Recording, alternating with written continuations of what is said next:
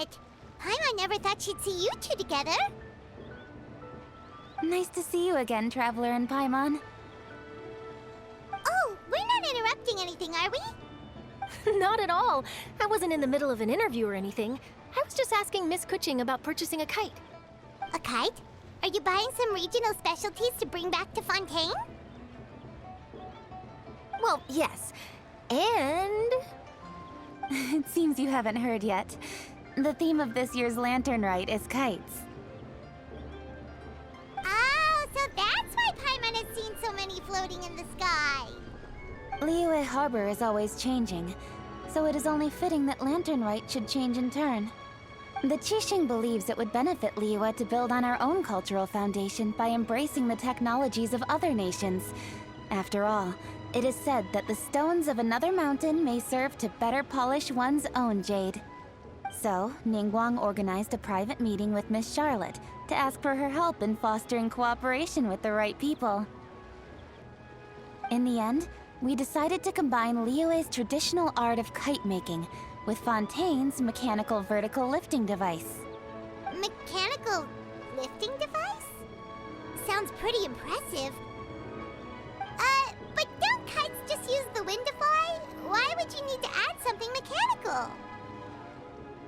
Well, you've actually just answered your own question, Paimon. How high and far a kite can fly depends as much on the weather conditions as on the skill of the person holding the string. But as soon as there's no wind, you can only flail about helplessly like a sweet flower medaka out of water. Experience doesn't matter at that point.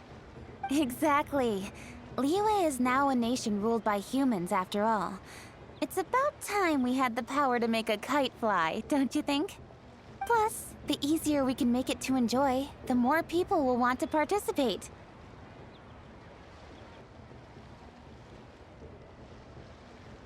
Right? I also thought it was a novel idea. Plus, it shouldn't cost much to do. With Miss Charlotte's help, everything has gone smoothly. Our new mechanical kites are already available to purchase from a stall in the harbor. We're having trouble keeping up with demand. We also gave quite a bit of thought to the price. We didn't want it to be too much more expensive than a traditional kite. Cool! Turns out you two and Ningguang like playing with toys just as much as Paimon! Toys? They're not exactly toys. You see, Miss KEQING? That does seem to be everyone's first reaction. Although kites are one of our most time-honored cultural relics, outside of their use in certain ceremonies, I suppose they're considered playthings more than anything now. But to me, there's so much more than that. Think for a second about how remarkable it is that a flimsy paper kite attached to a string has the capacity to touch the sky. It is this light piece of paper that also carries the weight of Liyue's cultural traditions. There's an old poem that goes, "O kite born of paper, flying true in sound, a lone traveler wanders, just waiting to be found." In the past, poets from Liyue used kites to symbolize a feeling of longing, or evoke the peacefulness of idyllic rural scenery. If the people of today can derive enjoyment from this activity, they will not only be more likely to better appreciate the tradition, but also to pass it down to the people of tomorrow. That's the KEQING we know, always thinking 5 steps ahead of anyone else. Well said, Miss KEQING. I've learned quite a bit myself. As long as you're willing to listen, I'm happy to share. I also know quite a lot about the various folk traditions related to kites. For example, whenever a kite blew away, people would say it was the Adepti that summoned the wind to take it away as an offering.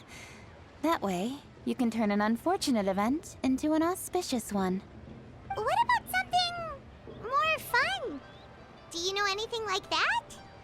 More fun? Let me think. Oh, I suppose we should first talk about how kites are made. It's another one of our precious forms of traditional craftsmanship. My grandfather told me that, back when he was a boy, children learned the art of kite making step by step from their elders. First, you use the thin strips of bamboo to construct the frame. Then, you draw a design of your choice on a piece of paper, paste it onto the frame, and tie on the string. Then, you look towards the sky and release the kite to soar among the clouds. Some people write down certain names or desires on their kites, cut the string, and let them fly free. Others may place particular thoughts or meaning into the design itself. Are certain designs associated with certain meanings? I'm gonna jot all of this down. Well, for example, kites in the shape of a butterfly typically symbolize freedom, happiness, or the desire to break free. Fascinating. What else can you tell me? The scissored-tailed swallow is the most classic design. It symbolizes good fortune and joyful tidings. Different colors also have small variations in meaning. Are these commonly understood meanings and symbols in Liyue? Kind of like the language of flowers in Fontaine. I believe so. Most have probably heard something about it from their elders at some point. If you're interested, Miss Charlotte, I have several books on the topic that I could lend you. They could be a useful reference. That would be a huge help! Great! Looks like I've got the outline for quite the article on my hands. Perfect! We're gonna take a look around. Then I'll show Miss Charlotte to my home for a little while. I almost forgot. The Ministry of Civil Affairs is hosting a kite flying contest on the night of Lantern Rite. If you're interested, you're more than welcome to bring a kite and participate. The rules are simple.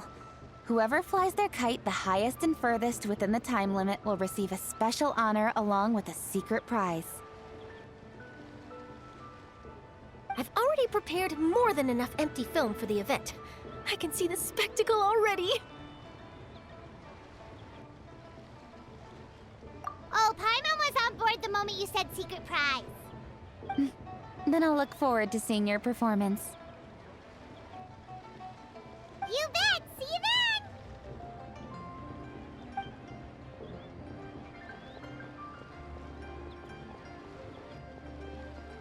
Wait, Traveler? Take a peek to your right. Do you see those two people lurking over there? Is it just Paimon? Or were they staring at us the whole time we were talking to KEQING and Charlotte just now? They seem fishy.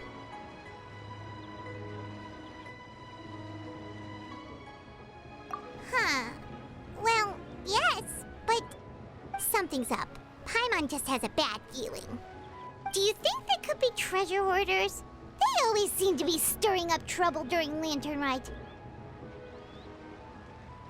Oh, Paimon's sick of waiting around for something bad to happen. We should strike first, you know.